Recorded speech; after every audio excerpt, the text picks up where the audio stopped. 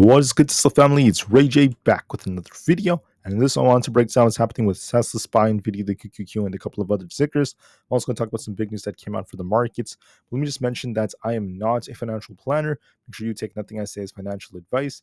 And also, if you guys can, please check out the Moomoo link. If you deposit $100, you're guaranteed 5 free stocks. If you deposit $1,000, you're guaranteed 15 in total. And the offer ends in just about 2 weeks from now. Anyways, for Tesla, we're actually seeing a little bit of a rejection right over here. We actually have this gap to fill over here.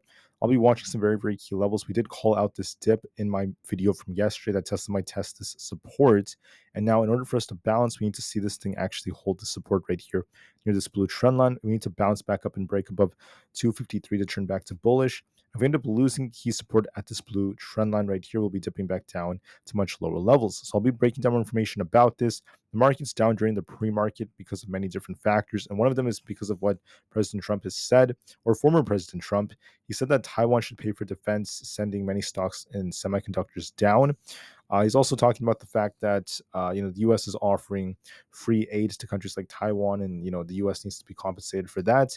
He also said other very, very critical things. So there is some fear right now with some talk about this, about how this could lead to another big shift in supply chains for semiconductors, and that's actually having a big effect on the markets.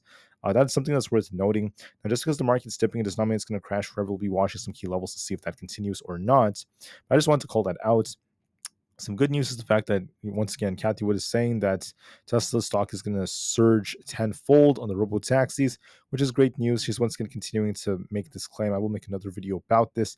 This is great news. She actually said something very important about how autonomous taxi platforms are the biggest AI project evolving today. And she thinks the robotaxi is going to be massive.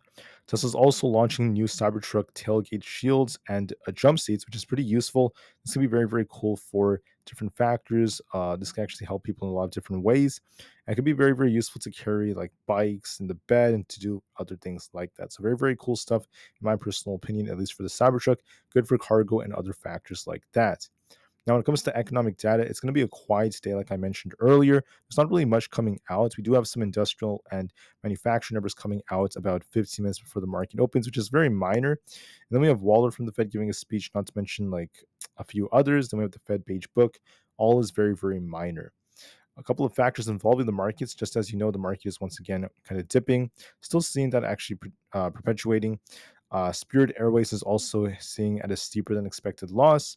The budget airline said on Tuesday that's expecting to post an adjusted loss between 160 to $173 million for the quarter. Not great news for them. And there's been other talk about how many of Elon Musk's companies are planning on moving from California to Texas for X and SpaceX. That's some big news as well. It's going to be affecting a lot of different economies over there. As a reminder, we have ASML and Johnson Johnson announcing earnings. We also have Netflix coming out for tomorrow and TSMC. That's going to be very important. ASML actually saw a bit of a dip because of the fact that with AI demand kind of affecting their purchases and such, the overall sector, the semiconductor sector, kind of slowing down is also affecting this.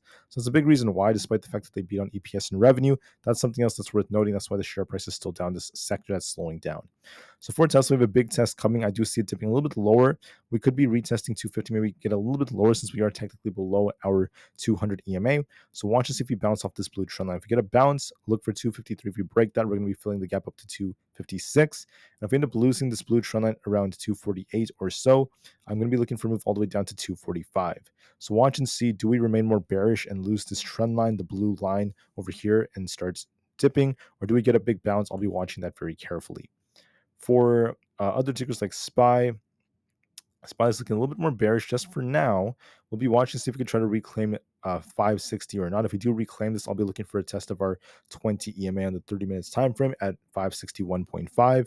If we fail to hold 559, I'll be looking for a move down to about 558, then 557.25. I could see a little bit more downside coming, to watch to see if we get a bounce around these areas. That's going to be key, at least for SPY. But I do see a little bit more downside coming before we attempt to bounce, so just be a little bit more careful. We are seeing a big shift, at least in the market for now.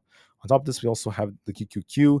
It's dipping quite a bit. We actually lost some key support. We're now below 490, so look for a test of 488.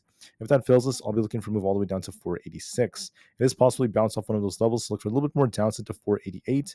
If not 486, then see if we get a bounce off one of those two. But I do see a little bit more downside coming. Nvidia is also rejecting big time after the big news that came out. That's why it's down quite a bit. This is also dragging tech down. So I could be looking for a move all the way down towards 121. If that fails us, we'll be looking for 119 and see if buyers defend us there. If they don't, 116 is next. Look for more downside, guys. There's more downside potential for Nvidia. It's still kind of dipping, so we'll see what kind of reaction we get. Even Bitcoin came down quite a bit, going from 66,000 all the way down to 64,700. Could be dipping to about 64,250, so a little bit more downside before you attempt to bounce. So watch for that as well. For Apple, big rejection. We're actually all the way down to about 230. Watch and see if we could reclaim this or not. If we fail to do so, look for 228. If we do reclaim this, look for 230.76 and eventually 232 as resistance. For a few more, the IWM Russell 2000 is rejecting. We could be dipping a little bit lower, so I'm going to be looking for support closer to about 222. If that fails, let's look for 220 and see what kind of reaction we get. For Coinbase is also rejecting as well.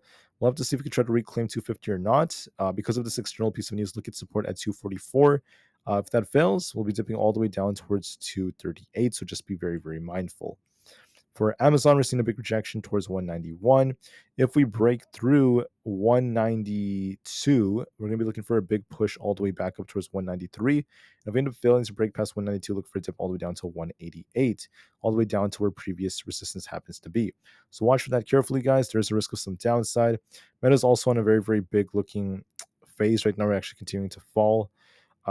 I'm going to be looking for basically 478 as our key supports. If that fails, this will be dipping even lower. But I do see a risk of us coming down to 478 and 475. We'll see if we get a bounce or not. For Microsoft, we're also seeing a lot of rejections right over here. If we break past 445.78, we have a gap to fill all the way up to about 449.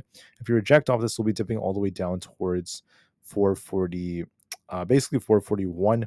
So look for a little pump and drop and a move a little bit lower. I could be looking for 441 to 442 before it tries to bounce. But just be careful. We need to get back above 445 to turn bullish. But as of right now, the trend is still a little bit more bearish. We might see some consolidation down here.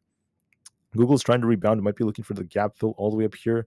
Might try to fill its gap all the way up towards 185 and then consolidate. So we'll just have to see how things go. For GameStop, we've dipped quite a bit all the way down to 28, but the trend is still bullish. We will see if GameStop can actually get a big bounce soon.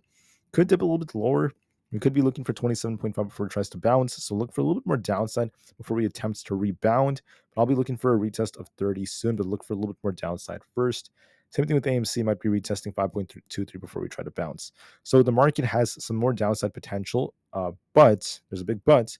We could bounce later on, especially for Tesla and the others. We could see a bounce if we manage to hold particular levels and we end up getting a bounce off our key trend lines. So make sure you watch this area for Tesla. We're going to be watching to see if we bounce in this range right here near this blue trend line. If we do get a bounce, we'll be looking for a rebound. If we fail to do so, we'll be dipping back down in this channel. So we'll just have to wait and see. With that being said, I want to say that I really appreciate you guys so much for listening. Please have an absolutely incredible rest of the day. I'll see you guys very, very soon on the next one. Thanks again and peace out.